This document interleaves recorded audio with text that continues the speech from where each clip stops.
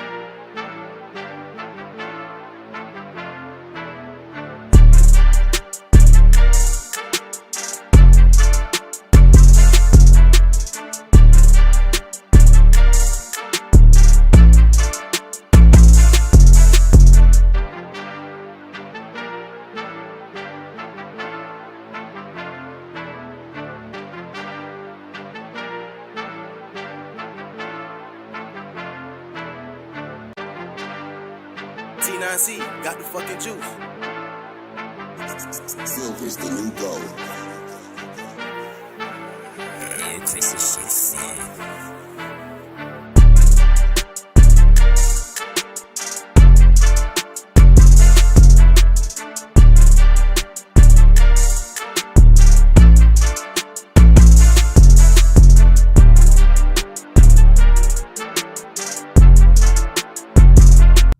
What's going on, everyone? Welcome back to another episode of JT Sports Live. I'm your host, JT. And man, what a wonderful weekend that we had. This was the first official weekend that we had college football back in full effect. And now we're gearing up for the start of week 1 of the 2024 NFL season. Thursday night, we got the Ravens traveling to Arrowhead to take on the defending two-time Super Bowl champions, the Kansas City Chiefs. And then Friday, we got the Eagles versus Packers playing in Brazil. That's a pretty odd place to be playing an NFL game. Like, I understand the NFL is trying to grow internationally, but playing in Brazil was something that I kind of was like, I don't know about all that, but we're right in mid-season form over here on JT Sports. We got a very great episode on tap for you guys today.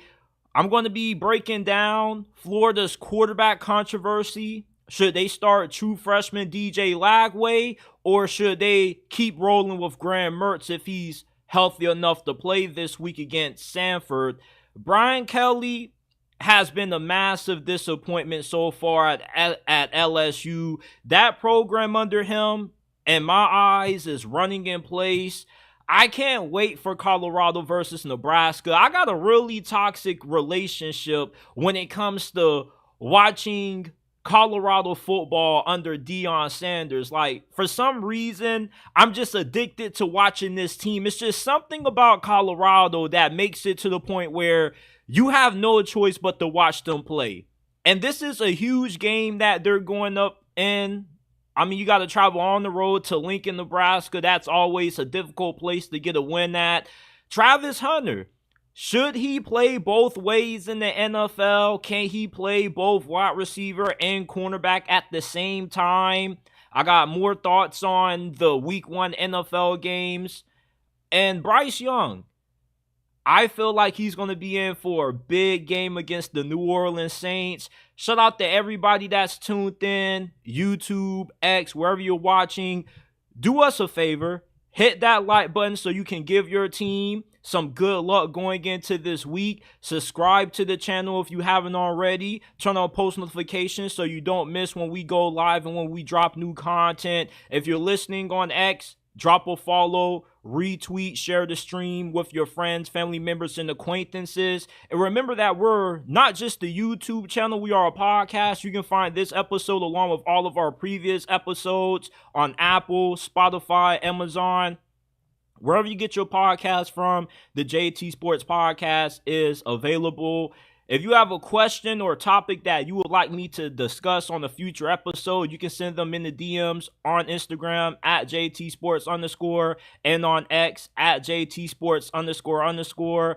Shout out to my guy, Rolf Castle. He says, I'm a Notre Dame fan. I'm glad he's gone. He is a lunatic, yells way too much. Players and staff are too tight playing for him, afraid to make a mistake. I agree with that. Shout out to my guy, Junior Meadows, a.k.a. he says, Wolverines will win it all. Shout out to my guy, Kate Roan. Appreciate the $5 donation. He says, powerful JT Sports. Stoked I'm catching a live show. Always appreciate your stellar content. I appreciate you for always supporting the channel. Shout out Georgia Reloaded. Shout out my guy, Chris Brady. Shout out everybody that's tuned in tonight. Before we dive into it, here's a quick word from our sponsor. In football, we all know that no quarterback can win without good protection up front. It's also important that you protect yourself from data brokers who sell your personal information online to scammers, spammers, and anybody else who may want to target you. That's why you should use Aura, today's sponsor of this episode. Aura shows which data brokers are passing away your information on the internet and automatically submits opt-out requests on your behalf. Go to aura.com/JTsports in description or pin comment down below to get a 14-day free trial and protect your personal information from being exposed online. Cleaning up your information online not only helps reduce the amount of spam you receive, but it also protects you from hackers who could use this info to help gain access into your social media accounts, bank accounts, or other sensitive information. Go to our sponsor, aura.com/JTsports in description or pin comment down below to gain access to your 14-day free trial and protect yourself from hackers looking to gain access into your sensitive information online.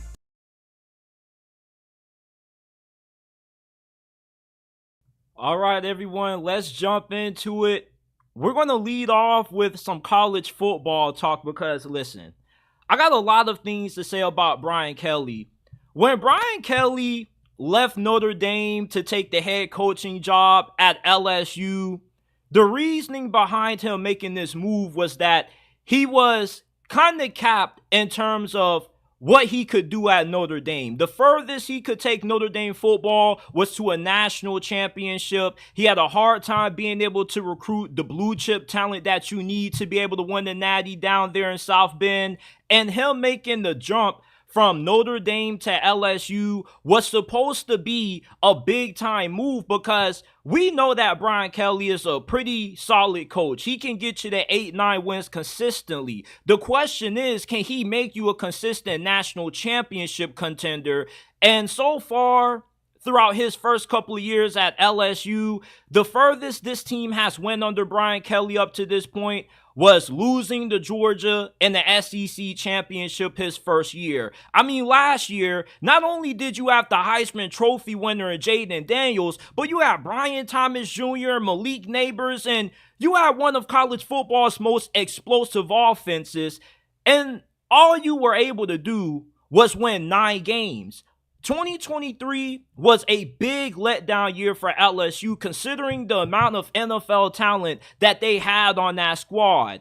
And this year, you start off with the sour taste in your mouth because you lost 27-20 to USC, a team that you were favored to beat and the team that most people gave you the edge over when it came to coaching and talent. And the reason why LSU fell to USC was not because Garrett Nussmeier got outplayed by Miller Moss. And what really irks me about Brian Kelly is that he doesn't take accountability. He always has to throw his players under the bus, or he always has to play the blame game. There's always some excuse that he has for why he's not able to do it, for why he's not able to get it done. And after that loss to USC in his post-game press conference, he was throwing the temper tantrum. He was punching the desk. I mean, what are you doing all this extra shit for? He took accountability when he said that he needs to be a better coach. But then he comes out and says that Miller Moss outplayed Garrett Nussmeier. How you going to take accountability and then right after go ahead and deflect blame on Garrett Nussmeier, your starting quarterback? He was not the reason why LSU lost this game. Garrett Nussmeier played as perfect as a game as you could play. What costed LSU this game was the conservative vanilla play calling that we saw out of this team once they got inside of the red area. That was the difference between them winning and losing this game. If they were able to have better execution inside of the 20 and they were able to take advantage of getting into that area of the field, this probably is a game that they win by maybe a touchdown. Now with Brian Kelly losing to USC, he is now 0-3 in first week openers. And not only is he 0-3 against week one games, but he now has lost 5 out of his last 6 games against top 25 teams. And overall, Brian Kelly in big games oftentimes comes up short. It was the same problem that he had at Notre Dame. How many big-time wins against elite teams did Brian Kelly get when he was coaching the Fighting Irish? Not too many. His excuse was, well, we're not able to recruit the kinds of athletes that those teams that we keep losing to are able to have. Well, why is it that as soon as you leave Notre Dame, the recruiting starts to flourish under Marcus Freeman, who has never been a head coach before? Notre Dame is recruiting at the highest level that they've ever had in the history of their program right now. I don't see Marcus Freeman making excuses for why Notre Dame recruiting can't be better. You know, there are plenty of coaches in the SEC that have done more with less. There's not a single coach that does less with more than what Brian Kelly has done so far. I mean, Kellen DeBoer in 2 years at Washington went 25-3 and led them to a national championship in his second season. Mike Elko was winning at Duke. You have 2 of these same coaches in the same conference as Brian Kelly, but yet for some reason, he keeps having all the excuses for why he can't get LSU to a SEC championship. And I'm not talking about making an appearance in the SEC title. I'm talking about hoisting that SEC championship title. Why is it that LSU has yet to appear in the college football playoffs? And even with this thing expanding to 12 teams, I still don't see LSU getting in. I feel they're going to have a couple of upset losses. I don't see them beating Oklahoma. I don't see them beating Alabama with Kellen DeBoer being the better head coach. What this game against USC showed about Brian Kelly is that he went from being a big fish in the small pond at Notre Dame to becoming a small fish in the ocean that is the SEC.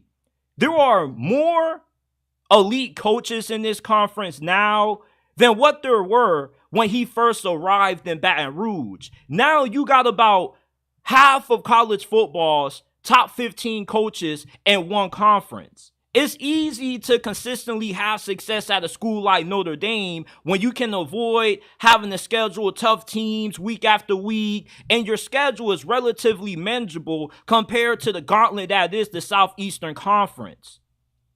based off what Brian Kelly has done the last couple of years, at least the last 5 or 6, I don't see anything on his resume that shows that he's a top 5 or even a top 10 head coach. Brian Kelly's biggest achievement was Notre Dame sneaking into the BCS National Championship nearly a decade ago when they had the star linebacker that was a Heisman finalist with the fake girlfriend. What was his name? Manti Te'o. That Notre Dame team got absolutely blitzed by Bama in that championship game that year. And ever since then, we've never seen Brian Kelly be able to get to that game again. Eventually, you can make so many excuses until you have no more to make. At Notre Dame, the reason why you couldn't win was you couldn't recruit. You weren't able to get the necessary high-end talent that you need to be able to be a natty contender. That was understandable until I saw Marcus Freeman come in there and out-recruit you. You get to LSU, and I mean, even their previous head coach, Ed Orgeron, was able to do more than what Brian Kelly has done at this point of his career there. I mean, for as bad as what Ed Orgeron was, at least he was able to get LSU a national championship.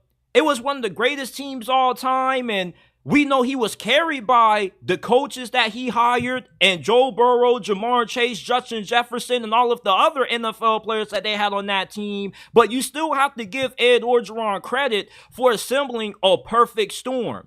Why can't Brian Kelly do the same thing? It's not like Brian Kelly, when he first got to LSU, he had to rebuild the program. Recruiting was still pretty good. LSU is still recruiting at a high level.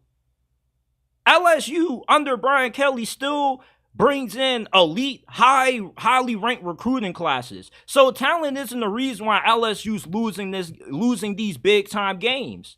I mean, last year your defense was historically bad, but that was your fault because you hired a bad defensive coordinator. And with you throwing your players under the bus, you're still not taking accountability for what you need to do as a head coach to get this program to that next level. You know, it's one thing to take accountability, but it's another thing to say, I need to be better as a head coach, and then throw your star quarterback under the bus. All people were saying about Gunnar Nussmeier on social media was that this dude is a stud. He's a future NFL quarterback. His dad currently coaches in the NFL right now. He comes from a football family. He has a really high understanding of the game, and there really wasn't a gap in skill between Garrett, and Miller Moss. They both were on the same level. They both had outstanding games. What costed LSU is that they got conservative in the red zone. And Brian Kelly is pretty conservative as a head coach. Sometimes he takes a dice roll here and there, but he mostly plays things safe. That's why LSU lost to USC. Brian Kelly got outcoached by Lincoln Riley. And the more I see of this Brian Kelly experiment at LSU, the more I start to view him more and more as being overrated. I know a lot of y'all like to ask, well, if Brian Kelly's overrated, JT, where is he rated? He's not a top 10 coach. I'll tell you that for sure. That's where a lot of people seem to have him rated as, and he nowhere, in my eyes, is a top 10 coach. If anything, he's a top 20 coach. I can name you about 10 coaches that I would take over Brian Kelly. I'm not going to name them right now because we don't got enough time to do that, but it seems like Brian Kelly is not maximizing the resources and talent that's available down there in Baton Rouge, Louisiana. The sole reason why there was so much excitement around Brian Kelly being LSU's head coach is that you felt like he was being held back by the limitations of coaching at Notre Dame. But we've seen Marcus Freeman with those same limitations be able to do more than what Brian Kelly ever did. And he even went on the road and got a big win against Texas A&M in College Station. I mean, Brian Kelly, the excuses for him are starting to run out in my eyes. Is he a shitty coach? No, but he's not an elite coach. He's definitely not a top 10 coach like how many people have him rated as. And that's why LSU is underachieving. He's a top 10 coach, but you don't have no conference championships to show for it. You have 0 playoff appearances, having a Heisman Trophy winner and 2 first-round wide receivers who he was slinging the football to. This is unacceptable, and LSU fans should be expecting way more out of a coach that has the resume that Brian Kelly has. Florida has a interesting quarterback controversy going on right now. So in their blowout loss to Florida, Graham Mertz ended up having to leave the game due to a concussion. And DJ Lagway, who was the #1 rated quarterback out of last year's recruiting cycle, came in, and he had a pretty nice drive where he led Florida on the touchdown drive. But when it comes to the big question, who should Florida start next week or this coming week against Samford? Should they keep rolling with Graham Mertz if he's able to play in that game? Or should they go ahead and make a change to DJ Lagway? I think that the answer is pretty obvious, that you stick with Graham Mertz. Graham Mertz isn't a bad quarterback. This dude is pretty solid. He didn't look all that great against Miami, but it's not like the dude was terrible. It's just that he wasn't as good as what Cam Ward is. But most of us who were non-Florida fans knew that Cam Ward was the more superior, more talented quarterback than what Graham Mertz was. But what hurt Graham Mertz was the conservative and vanilla play calling that we saw out of Billy Napier. And DJ Lagway, and the amount of action that he got in that game, this dude looked super raw. Okay, he was like uncooked meat out there. He didn't really have any pocket awareness. The dude was just back there just running around playing quarterback. That's what it was. He needs a little bit more time to sit. He needs to get a little bit more comfortable before he's ready to take over as the QB1 for this program. And if anything, I wouldn't want to see DJ Lagway get ruined by the terrible play calling of Billy Napier. This is the same head coach who had the 3rd overall pick a few years ago in Anthony Richardson and couldn't get the most out of him. Most people thought when Anthony Richardson was going into the NFL, he wasn't going to be day one material in terms of him being a starter. He was going to have to be a guy that sits. But why is it that Anthony Richardson looked better in the NFL than what he ever did at Florida under Billy Napier's tutelage? You know, that's kind of backwards. You would think somebody that struggles in college would struggle in the NFL, not struggle in college and then look better at the next level due to the difficulty increase of competition in the NFL compared to playing college ball. But if Billy Napier couldn't get the most out of Anthony Richardson, what makes you think he's going to be able to properly develop DJ Lagway? He's in his 3rd season at Florida now, and he's yet to develop a first-round pick that he's recruited. The only first-round pick Billy Napier has had was Ricky Pearsall, and he doesn't really count because he was a dude who you got out of the transfer portal.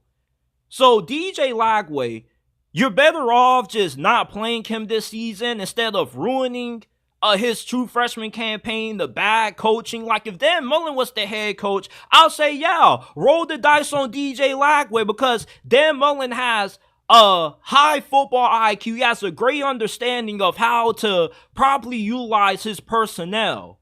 You can't say the same thing for Billy Napier. DJ Lagway, the dude has no patience in the pocket. It's like as soon as he drops back, he's looking to run. He's not going through his reads or progressions. He would be good against Samford, but when you're going up against Texas A&M and UCF, I mean, things could look really ugly with him in that quarterback. He has all the potential in the world to be a phenomenal college football quarterback. But right now, he is not ready to be a starter yet. Graham Mertz is not terrible. All right. The game plan that Florida had offensively against Miami was not working, and I don't think it had too much to do with Graham Mertz being limited. We know what Graham Mertz's skill set is. Nobody should have been shocked with how Graham Mertz played against Miami because that's kind of the same way that he played last year. He's not somebody that's going to take a lot of shots downfield. He's not going to make a lot of wild throws. He doesn't have a lot of athleticism. He's a good enough quarterback where he can execute the offense. You know, he isn't going to turn the football over that much, and he's a solid quarterback. I don't think he's a bad quarterback. I think he's a top 6 quarterback in the SEC right now. It's just that he's kind of being handicapped with the lackluster play calling that we see from Sunbelt Billy, which is another reason why Florida needs to go ahead and kick him to the curb. But as far as Florida's quarterback controversy, you should just keep rolling with DJ Lagway. Well, not DJ Lagway, but you should keep rolling with Graham Mertz. Allow DJ Lagway to continue to sit a little bit, develop him in practice and behind the scenes, and maybe late in the season when you got nothing else to play for, you got an interim head coach in there, you can go ahead, throw out DJ Lagway just so he can get his feet wet and he can get some experience, because at that point your season's already over. But with it being so early right now, I feel like you benching Graham Mertz is pretty much you giving up on this year, because with his experience, he gives Florida the best chance to win, especially with how difficult their schedule is. You really want to see a true freshman having to play on the road against Texas, having to get thrown to the dogs against Georgia? I mean, come on, man. I don't want that for DJ Lagway. We saw how ugly things were for Graham Mertz when they got beat the hell up by Miami. I mean, the dude damn near got snapped in half. You really want to see DJ Lagway behind this atrocity of an offensive line with Billy Napier's atrocious play calling? Yeah, keep Graham Mertz at QB1 at least for the next couple of weeks, man. We need to hold up on DJ Lagway. Shout out to my guy Dubs, the money man, with the $2 donation. He says, good show, Brody. I greatly appreciate it. Shout out to everybody in the chat. My guy Robert Turner says, you can be a great coach, but the players have to execute. As Belichick and Saban, they were both fired and turned out to be GOATs.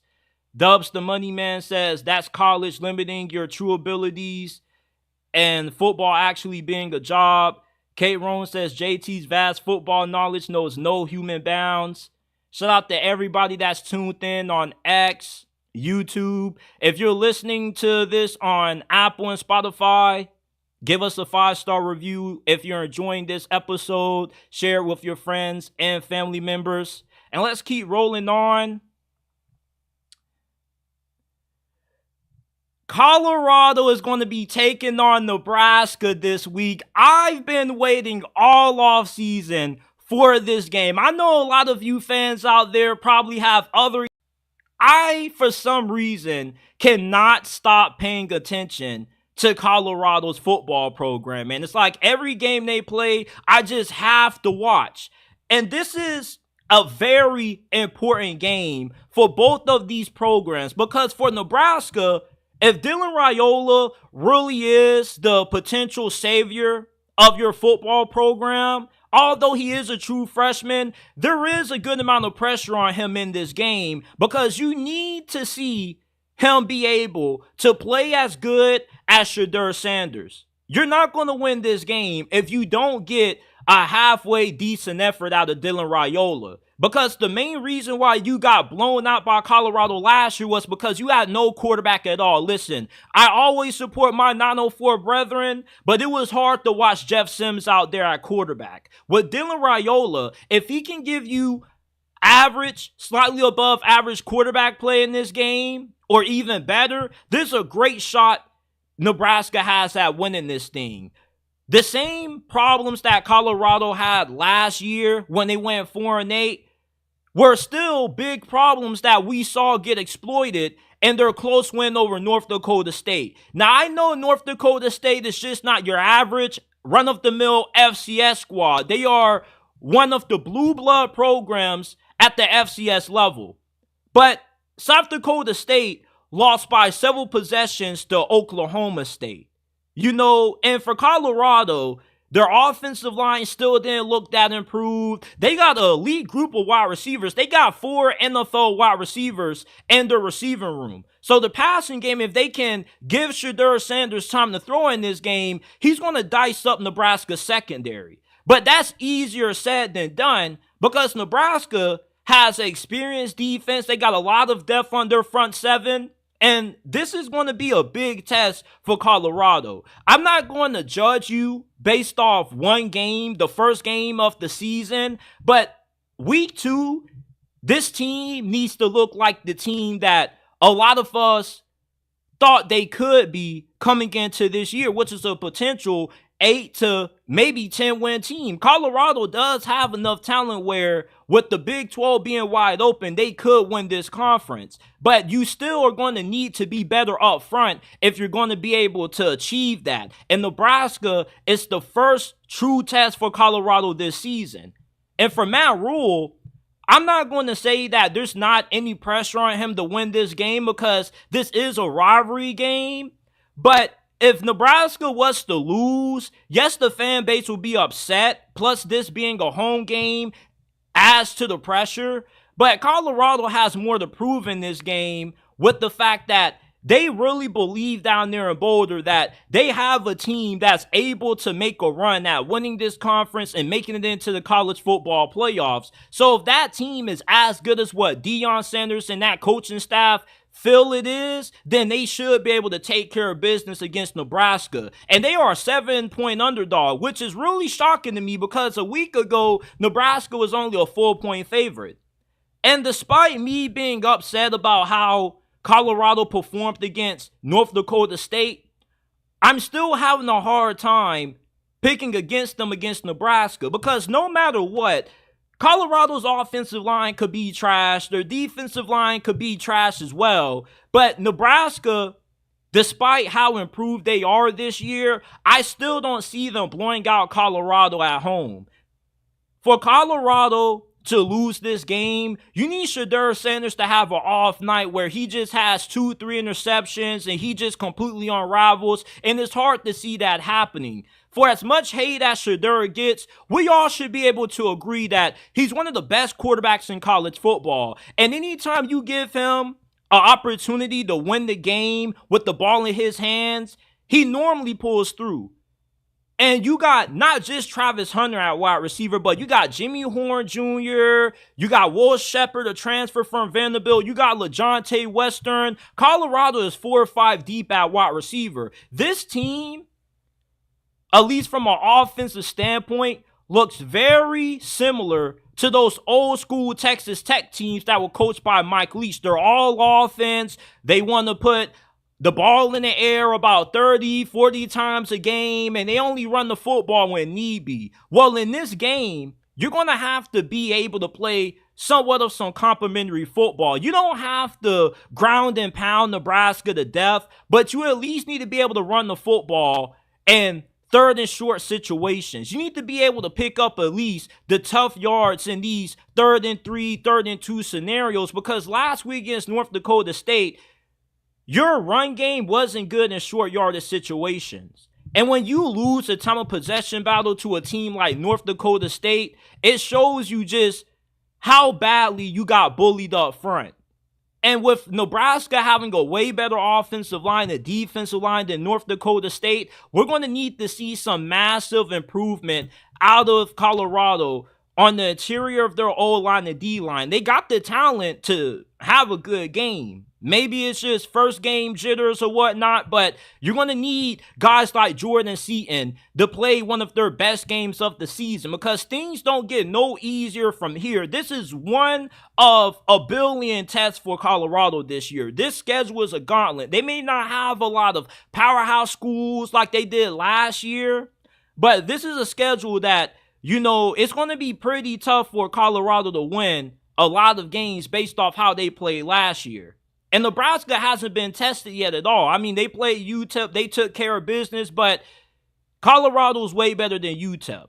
And we're going to see if this offense is going to be able to put up enough points to be able to go tick for tack with Colorado offensively, because in spite of how good Nebraska is defensively, I still don't see them holding Colorado to under 24 points with how much depth and talent they have at receiver. You see, even if Colorado's offensive line gets pushed around, with how much talent they have at wideout, they're good enough where they can convert a 3rd and long.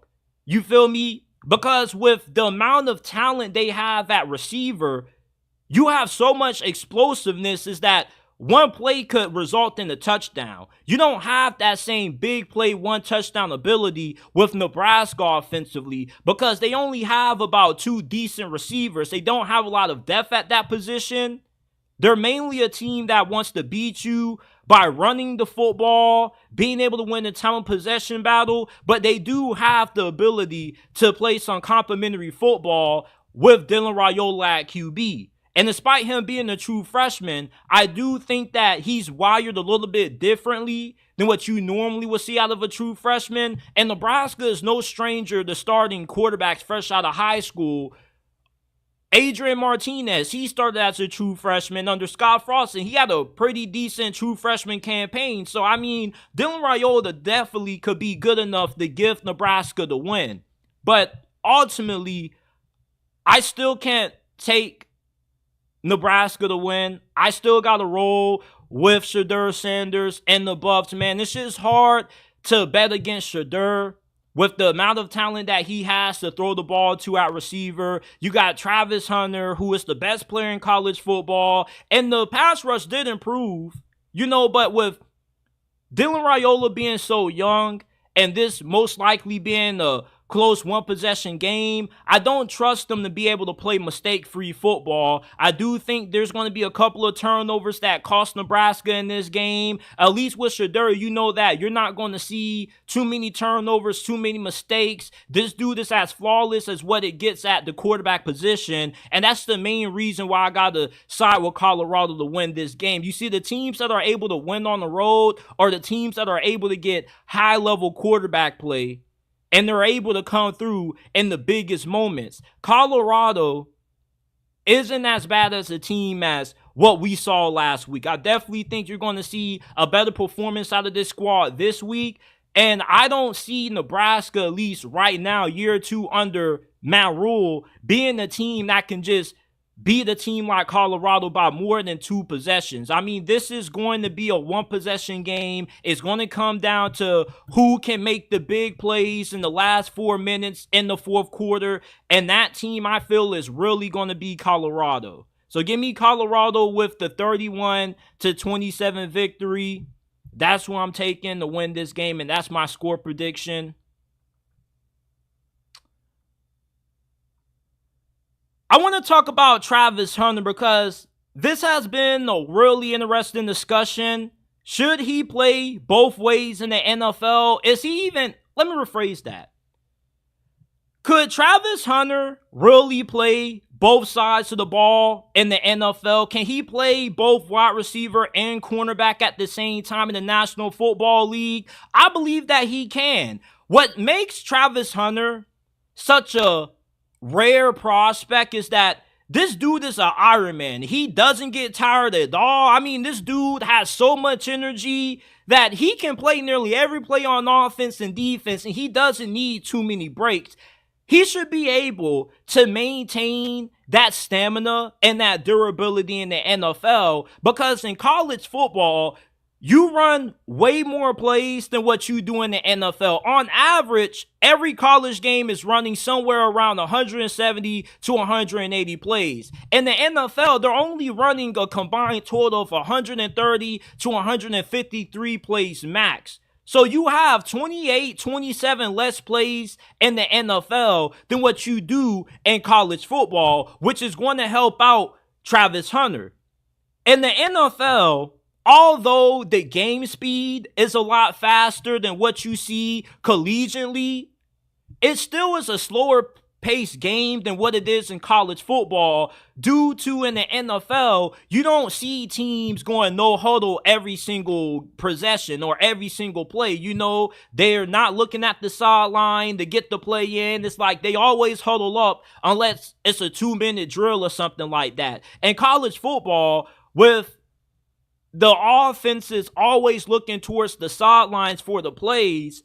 That's why you get more plays in college football than what you see in the NFL due to how fast the offenses get the play calls in and due to how fast the offenses snap the football. They take more time in the NFL. So with Travis Hunter being in the NFL, he's greatly going to benefit from these offenses huddling up, not really being on goal every single play, which is going to give him a little bit of more time to rest and recoup some of his stamina. And let's not act like in the NFL, Travis Hunter, if he's playing both ways, isn't going to be able to tell his coaches, hey, like, I'm a little bit winded, like, take me out for a couple of plays to get my breath. He's such a unique prospect because even if you do feel like he should stick with corner, he's a top 10 pick if he remains a cornerback. But if he was to say, you know what, I'm just going to be a receiver full time, he still would be a top 15 pick. There aren't too many players that I can recall in the history of college football that have been a projected first-round pick at two positions. Yes, he has great length and athleticism to be a fantastic corner, but in the NFL, he has great ball skills. He's a pretty savvy route runner. The only thing he has to work on is his release, but this dude has glue for hands. And with the amount of money these wide receivers are getting paid, like you just saw CeeDee Lamb and Brandon Ayuk break the bank not too long ago. If I'm Travis Hunter, it makes more sense if I can't play just wide receiver strictly to at least be able to try to play both at the same time.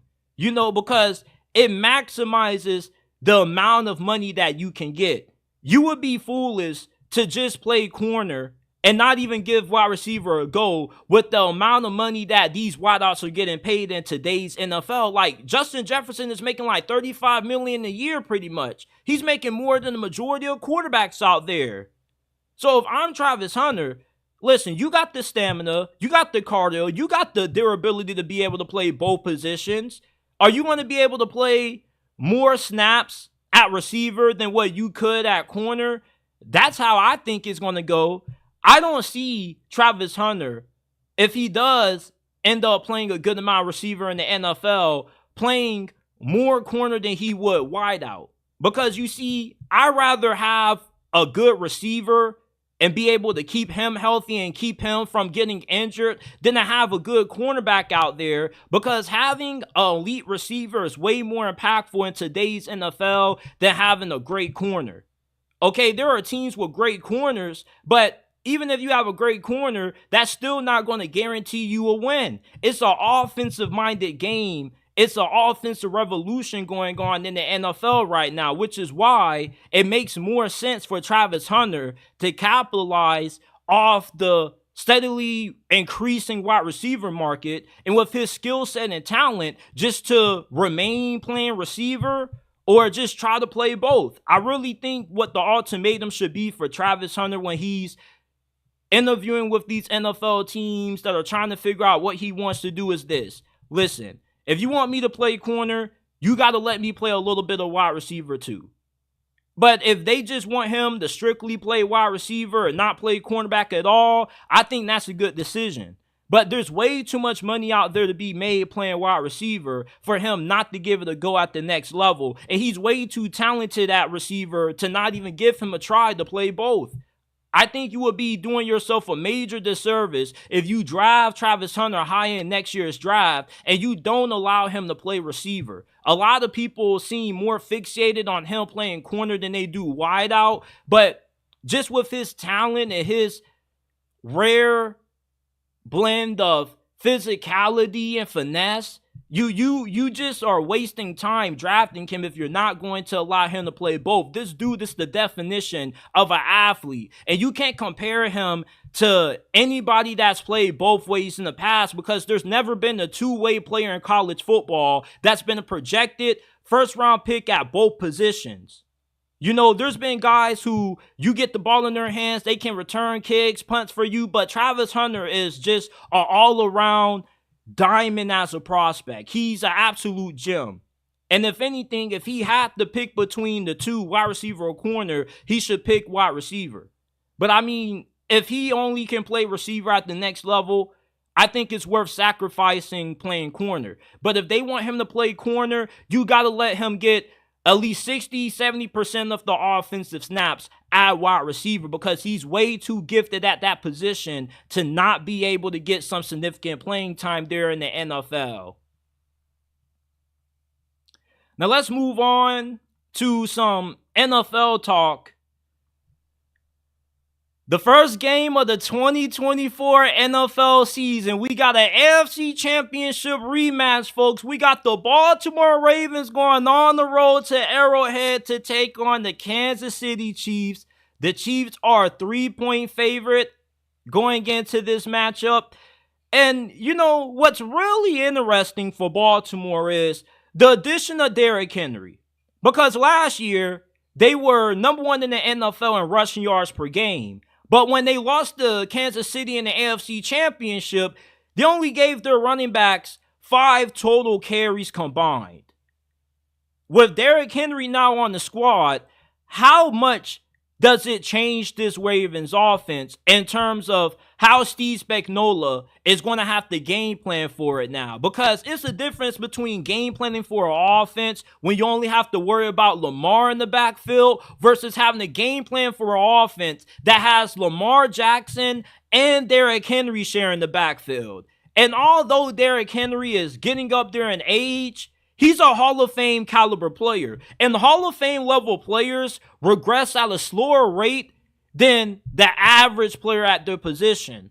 So where you see most running backs start to decline at the age of 30, Derrick Henry's decline is going to happen a little bit slower than the majority of RBs out there due to how good he is. So he still has 2 elite seasons left in him before he starts to fall off a little bit and fall victim to Father Time. Last year, he still ran for over 1,000 yards, and he was the heart and soul of Tennessee's offense. Now, being in an offense where it's not all about just running Derrick Henry into the dirt, it's going to be a more balanced offense, even more balanced than what we saw out of Baltimore last year, because teams are going to have to pick their poison. You're either going to have to game plan to shut down the run, and then you just get sliced and diced through the air with Lamar, Zay Flowers, Mark Andrews, who's fully healthy.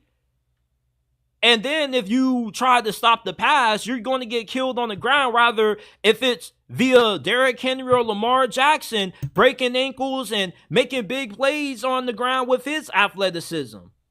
So adding Derrick Henry adds an element of unexpectability to this Ravens offense because you really don't know what's coming. And with the size of Derrick Henry, he wears down defenses. I mean, the dude is like 245, 250 damn pounds at running back. Do you not know how tiring it gets to tackle a dude like Derrick Henry? This is like trying to tackle a damn monster truck every damn play if you're Kansas City. And with you having Derrick Henry, it's going to help soften up that Kansas City defensive line, which is something that I felt would have benefited Baltimore if they had Derrick Henry in last year's AFC Championship. Now, the Ravens, what concerns me about them going into this game is that they got 3 new starters on the offensive line. How are they going to look against one of the better defensive lines in the NFL? We know how much of a dog Chris Jones is. They got Karlaftis, who's really good. They got a lot of depth on the defensive line and a good amount of rotational guys who can get pressure on the quarterback. You're going to be starting a new right tackle as well. So, I mean, this offensive line, how it looks with a lot of new faces, is going to have a big impact on how good Baltimore's offense is going to be, because Baltimore has been one of the more dominant rushing teams in the league over the last half a decade because they've always had great offensive line play. But if the offensive line play isn't up to the standard that we normally see out of the Ravens, then they could have a hard time winning this game, because how's Derrick Henry going to be a big upgrade if the offensive line can't give him holes to run through in the run game? What if Lamar Jackson doesn't have a lot of time to sit back and throw the football from within the pocket? We know that he can run around and make plays, but Steve Spagnuolo is somebody who loves to send a lot of pressure. He blitzes a lot. And when you're going up against a blitz-heavy team, it kind of neutralizes Lamar's dual threat ability. Because then, you know, you're sending extra guys to keep Lamar Jackson inside the pocket. So if the offensive line can't communicate and they can't pick up those different kinds of looks that Steve Spagnuolo likes to throw at opposing offenses, then this could be a disastrous game for the Ravens offensively. Kansas City, You know, you got concerns on the offensive line, but you don't have the Ravens offensive line has 3 new starters. Kansas City has a new left tackle. It's pretty much going to be the rookie left tackle out of BYU. And, you know, he was perceived to be a project when he was coming out. Now, he was in a position battle with a guy named William Morris. He ended up winning the starting job because he's listed as their starting left tackle right now.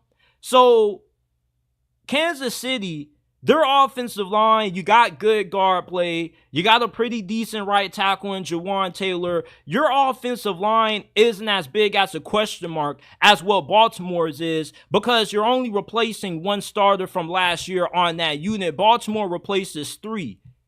So it's going to be interesting to see, you know, how Kansas City's offensive line looks because their offensive line wasn't that good last year, even when everybody was fully healthy. But this year, Jawan Taylor should bounce back. He should improve this year. And I think that whoever they have at left tackle should be pretty decent because the Ravens pass rush, you know, I got a lot of questions about it. This has been a team that has drafted a lot of pass rushers over the last 2-3 years, such as Adolphe Owe. You had the dude out of Michigan who got injured last year, David Ajabo. So the Ravens have yet to have any proven pass rushers, at least on the edge, that can get constant pressure on the quarterback. And now, with you not having any older veterans on this squad, which is what the Ravens normally do. They normally sign an older guy off the street who comes in and has good production. Like last year, you had Jadeveon Clowney, who had a great season. The year before that, you had Justin Houston, who was productive getting after the quarterback. They don't have a veteran pass rusher this year. It seems like they're banking on the development of their younger edge rushers, and they're going to have to be able to show up because we know that if you want to have any chance in hell of beating Kansas City at home, you got to harass Patrick Mahomes. Now, Kansas City offensively, you know, I got concerns about your wide receiver position because we're not going to see Hollywood Brown. So that means that we pretty much are running it with Rashee Rice, Travis Kelce, and Xavier Worthy. Now, Xavier Worthy is not one of those wide receivers that if you're a Chiefs fan, you can say, oh yeah, like he's going to have a big game, because wide receivers that have the skill set of Xavier Worthy that tend to be big play threats aren't guys that consistently have big games week after week. Tyreek Hill, Deshaun Jackson, guys who have been notoriously known for being elite deep threats, some of the fastest wide receivers in the game under Andy Reid, they've been extremely volatile. They could have 150 yards, 2 touchdowns one week, and then the next week they have 2 catches for only 30 yards. With Xavier Worthy being so young into his career and this being his first game, I don't know how big of an impact he's going to have in this Chiefs offense this early into the year. And the Ravens have a lot of talent at corner. You got Marlon Humphrey. You got the dude out of Clemson that you drafted in the first round. I mean, this dude was strapping guys up in the preseason. Nate Wiggins. That's his name is now coming to me, Nate Wiggins. And you got one of the best safety groups in the NFL as well. You got Marcus Williams, Kyle Hamilton. So this is a really stout secondary that Kansas City is going to have to try to be efficient throwing the football against. And even when they played Baltimore in the AFC Championship, it's not like Patrick Mahomes was just carving up Baltimore's defense. Like outside of a few big plays, which one of those, that big throw that he made late in the fourth quarter to MVS to pretty much seal the win for the Chiefs, you know, that was pretty much it. This Ravens defense was pretty much locking down Kansas City's offense. But what helps out Kansas City is that you're not going to be seeing the same defense in this game that you saw a few months ago in that conference title game, because the Ravens defensive coordinator, he's gone. He's now the head coach of the Seattle Seahawks. So we don't know how good Baltimore's defense is going to be with this new defensive coordinator. We do know that they do have a lot of talent defensively, but they do have some concerns with their pass rush. And with their new play caller, is he going to be able to pick up from where Mike Macdonald left off? Because he has some big shoes to fill. People compare Mike Macdonald to being the defensive version of what Sean McVay is. So that's a lot of high praise. And if he is as good as what people are saying, comparing him to Sean McVay being the defensive mastermind of him, I mean, that's a pretty big loss, and it's going to be hard to replace somebody with that kind of accolades, with that kind of resume. So for Baltimore, I really feel like they got more to prove in this game than what Kansas City does. I'm not going to say it's a must-win game for them, but you definitely don't want to start your season out 0-1, considering how much of a dogfight the AFC North is going to be. I mean, the AFC North is always a dogfight, but Cleveland has the possibility of being able to win the Super Bowl this year if Deshaun Watson wakes up and remembers how to be a good quarterback again. You got a fully healthy Joe Burrow.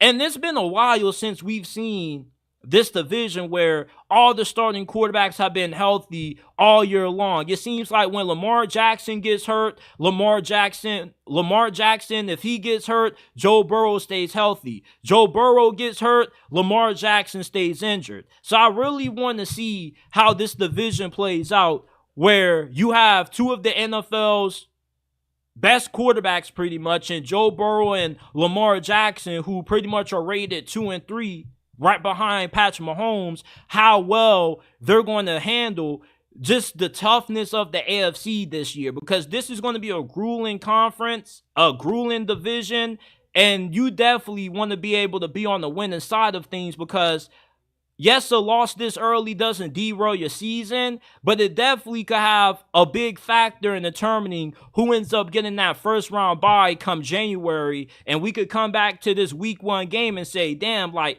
that's the difference between Baltimore not winning the 1 seed. That's the difference between Kansas City winning and not winning the 1 seed. So this game is really important when you think of the playoff implications down the line, because both of these teams possibly could be competing for the 1 seed this year in the AFC. So that's what makes this week 1 game so meaningful.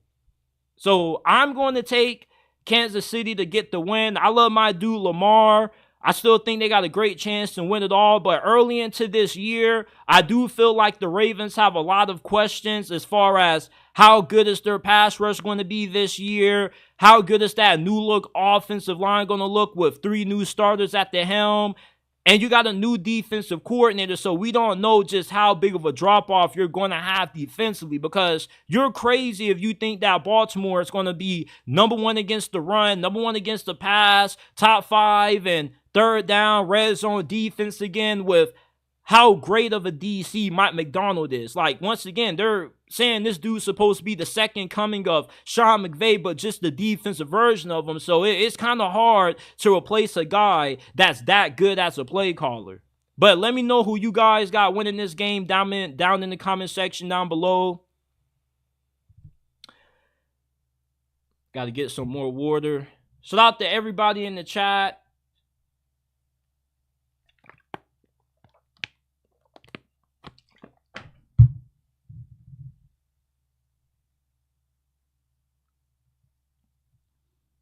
Man, is my lips chapped? Okay, I don't think they look chapped.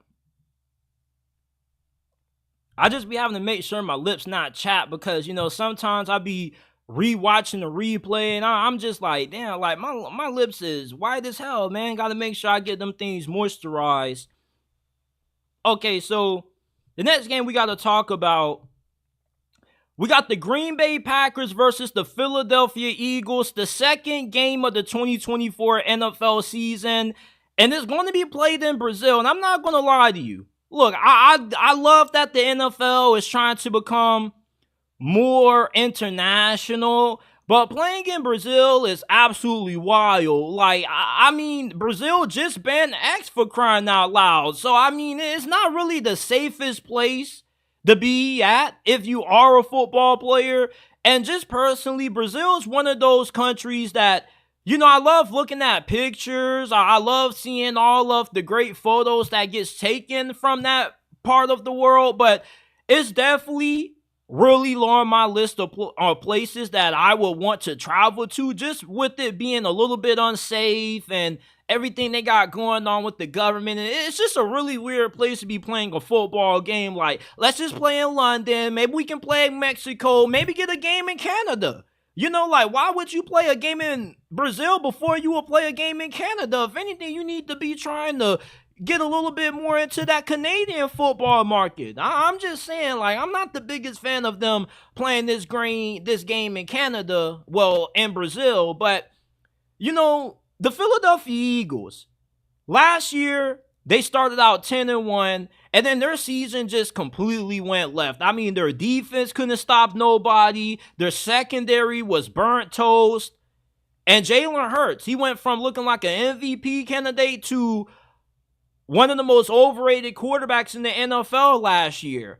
And there's a lot that we're about to find out about Philadelphia in terms of if Nick Sirianni made the right coordinator hires, because you got Kellen Moore taking over as your new offensive coordinator, and Vic Fangio is going to be the guys calling plays for you on defense. And with you having a new coaching staff, you know, you wonder, how long is it going to take for these players to truly get comfortable in these new systems, learning new terminology? And the Green Bay Packers, they're not the only team that's going to be having, you know, some coaching staff problems to worry about, because the Green Bay Packers have a new defensive coordinator and Jeff Hafley, who's taking over for Joe Barry. Now, Joe Barry was probably one of the 3 worst defensive coordinators in the NFL last year. With Jeff Hafley replacing him, if this defense can be halfway decent under him, they got everything they need to be a Super Bowl contender this year and to win the NFC. And Green Bay defensively, to me, they've always been one of the NFL's most talented teams on that side of football. It's just that they haven't had a good enough defensive coordinator to maximize that level of talent that they have on that side of football. You know that they got really good corners. You got Jair Alexander. You got Preston Smith. You have Rashawn Gary, who's probably the most underrated pass rusher in the NFL. When he's fully healthy, he's a threat to win Defensive Player of the Year. Even last year, before he went down with the injury and had to miss some time, like, I had him as one of my top 5 candidates to win Defensive Player of the Year midway through the season. So there's a lot of talent on Green Bay's defense that if Jeff Hafley can put these players in the right positions to succeed, he can throw some exotic blitz packages out there, Philadelphia's offense could be in a little bit of trouble, because Jalen Hurts isn't that good against the blitz. You know, that was definitely an area that he struggled in, being more prepared when teams are sending extra guys after him.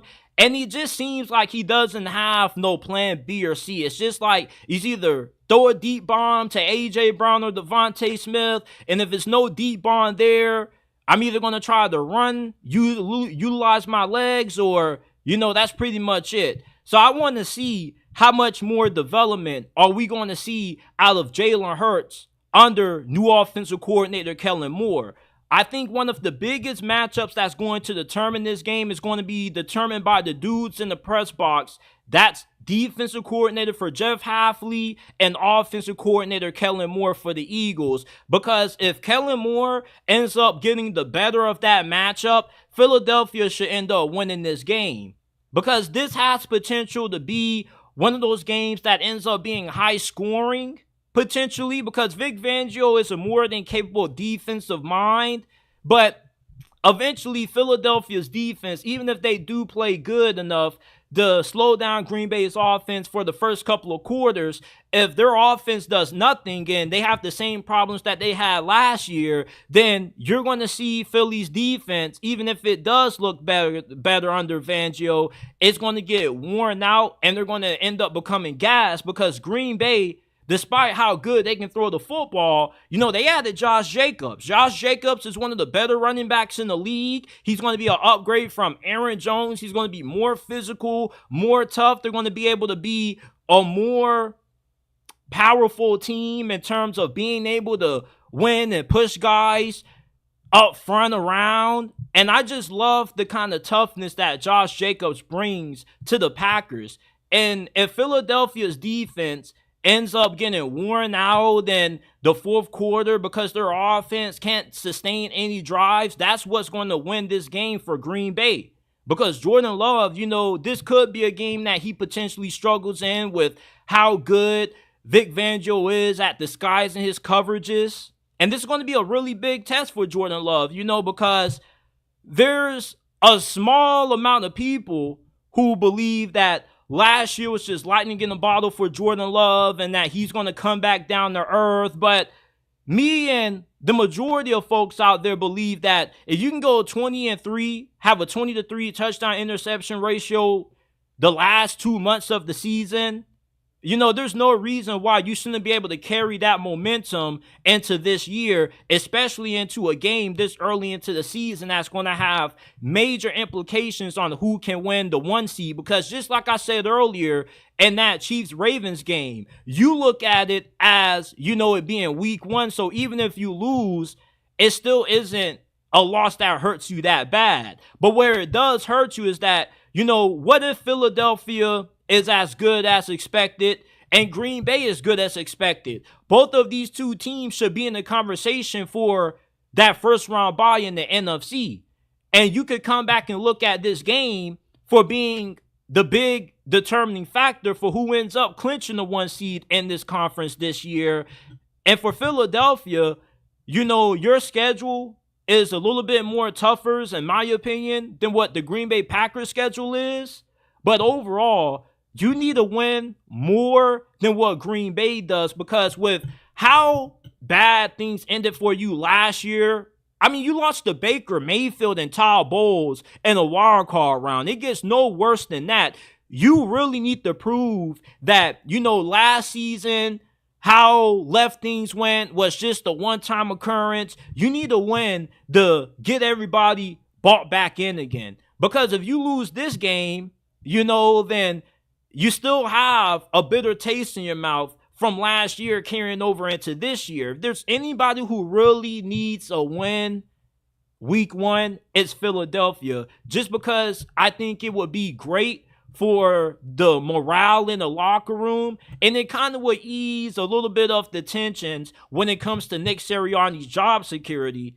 And I would be doing a major disservice to you guys if I didn't talk about Saquon Barkley.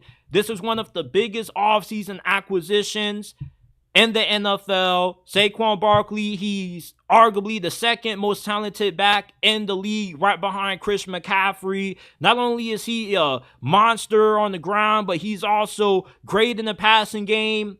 And with Jalen Hurts having Saquon Barkley to be a great check down option for him, that should help out Jalen Hurts tremendously. When A.J. Brown, Devontae Smith are covered, you can dump it down to Saquon Barkley. He can take, a short pass and turn it into a 40, 50-yard gain with how explosive he is and with how great his vision is as well. And Green Bay's run defense has been a huge liability for the last 2-3 years. They've been unable to stop the run. So Saquon Barkley could be a big factor in Philadelphia being able to win that time of possession battle, keeping Jordan Love off the field, keeping their defense off the field as well. And if you can do that, you got a great chance being able to pull off this win. The Eagles are a 2.5-point favorite. I'm going to take Green Bay to win and cover. Listen, I just think for Green Bay, they got so much going for them with how hot they ended last season. And normally when you got a team that ends up getting hot during the second half of the previous year, they carry that momentum into the following season. Remember Detroit. In 2022, they started out a little slow, but then once they got the week 9 win, week 10, they started rattling off wins, and they were one of the NFL's hottest teams to end the 2022 campaign. And you saw how good they were last year. A lot of momentum that you build late season, as long as you can keep that same coaching staff in place, carries over to the following season. And with Green Bay, what should be a good defense, at least a halfway decent defense, with Jeff Hafley being your defensive coordinator, makes the difference in this game. with Kellen Moore, he's not a bad offensive coordinator. I'll probably say he's a pretty good offensive coordinator, but he's not a complete great coordinator, which is why, I do think that there's a good chance we end up seeing him lose that matchup between him and Jeff Hafley in the booth. I think Jeff Hafley, a lot of people just don't know how good of a defensive mind he is, but he had some really good defenses when he was the head coach of Boston College. And he does have a little bit of some NFL experience, so it's not like he's a novice at this level. So give me the Green Bay Packers with the win. I'll take them. 24-17 is my final score prediction for this game. And the last thing I want to talk about before we get up on out of here, Bryce Young is going into his second season, and his first game is going to be against Dennis Allen and the New Orleans Saints. Now, last year, when the Carolina Panthers played the Saints twice, Bryce Young struggled in both matchups. This year, though, I think Bryce Young is going to absolutely torch Dennis Allen's defense. First of all, New Orleans pass rush is not good.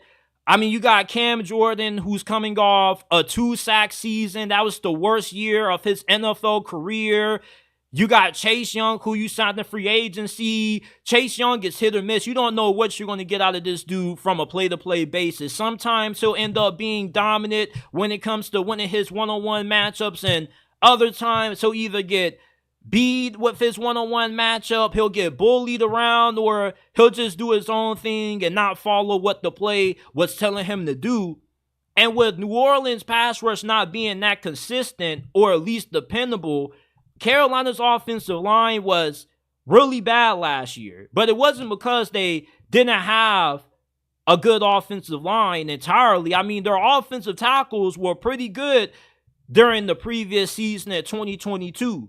I don't know what the hell happened under Frank Wright that made this offensive line regress, but with them improving at offensive guard, you got Nkem Ekwonu at left tackle, you got Taylor Morton at right tackle. Both of those dudes should be in for bounce-back seasons, and they should be really good in this game against New Orleans since they're not really going up against any high-level edge rushers. And I really believe that over the last 2 years, New Orleans' defensive line has gotten worse, which is going to give Bryce Young a good amount of time to throw the football. And Carolina has weapons now for you Saints fans who haven't been paying attention to Carolina during this offseason. I know, they were terrible last year. There wasn't really a lot of reason to focus on what they were doing during this offseason, but they got Deontay Johnson, who's one of the better route runners in the game. You also got Xavier Legette, who was their first-round pick in this past year's draft out of South Carolina. This dude is built like a damn monster, and he's from the country. So with these country people, they say people from the country are just country strong. So if you give Xavier Legette like a jet sweep or a bubble screen, he could take it to the house. I mean, this dude has some wheels on him, and he's definitely not somebody that I would want to be trying to tackle if I was a defensive back and I saw him in the open field. And New Orleans secondary is getting a little bit up there in age. Marshall Lattimore is kind of starting to get a little bit old. Tyrann Mathieu is like, you're still playing? It's like, who even knew that Tyrann Mathieu was playing on the Saints last year? It's like, I remember they signed him, but when I was watching the Saints last year, I was like, damn, they really got the Honey Badger still playing? I thought this dude retired a year ago or something like that. So I do think that New Orleans defense is going to get exposed by Bryce Young in this game with the new weapons that he's going to have. The offensive line should improve. And what made Bryce Young the number one overall pick coming out of Alabama was his ability to process defenses. He throws the football really accurate inside of the numbers.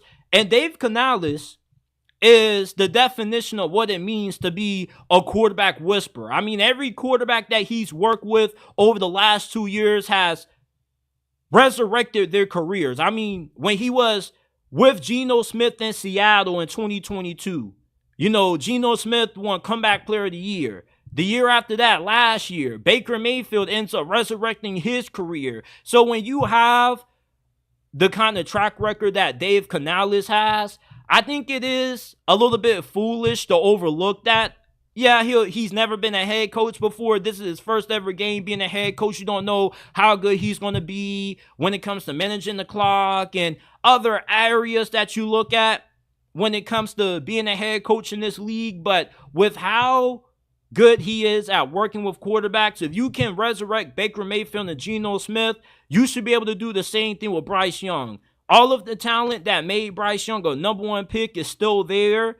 And although the Panthers organization has a lunatic as their owner, I mean, let's not make it seem like the New Orleans Saints have been this well-ran team in their front office, because, I mean, their last couple of drafts have not been that good. Their free agency moves haven't really been that good neither.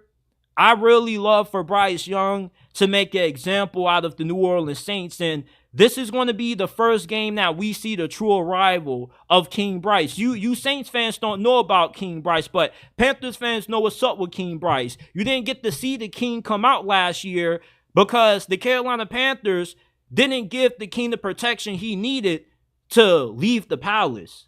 You know, they didn't play Bryce Young a lot in the preseason, but when he did get a little bit of preseason action, I mean, this dude was balling out. I love Bryce Young to probably throw 2-3 touchdowns in this game, probably throw for 256 yards, and lead Carolina to a week 1 victory against their in-division rival, because I don't see the Saints being that good this year. Their defense has gotten worse over the last 2 years. When you lost Liam Nelson, that was a big blow because he was the main reason why your pass rush was so productive over the last couple of years. So that was another reason why the New Orleans Saints defense kind of took a step back. And I think that they take another further step back this year. And we see it week 1 when Bryce Young just absolutely torches Dennis Allen's secondary. I think you're going to see a quarterback this year under Dave Canales that's going to be better at getting the ball out faster. He's going to get into rhythm.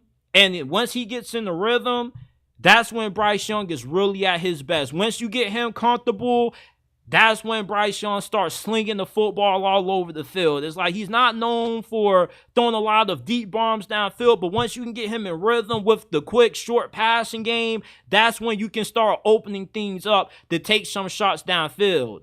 So I love for Bryce Young to have a great coming out party, and you Saints fans are about to see the arrival of King Bryce. This is it for this episode of the JT Sports Podcast. I appreciate you guys for tuning in. Remember that we aren't just a YouTube channel, we are a podcast. You can find us on Apple, Spotify, Amazon. Go ahead, give us a 5-star review if you enjoy. Send your DMs. Topic suggestions, or send your questions, topic suggestions in the DMs on Instagram at JTSports_ and on X at JTSports__. And I appreciate you guys.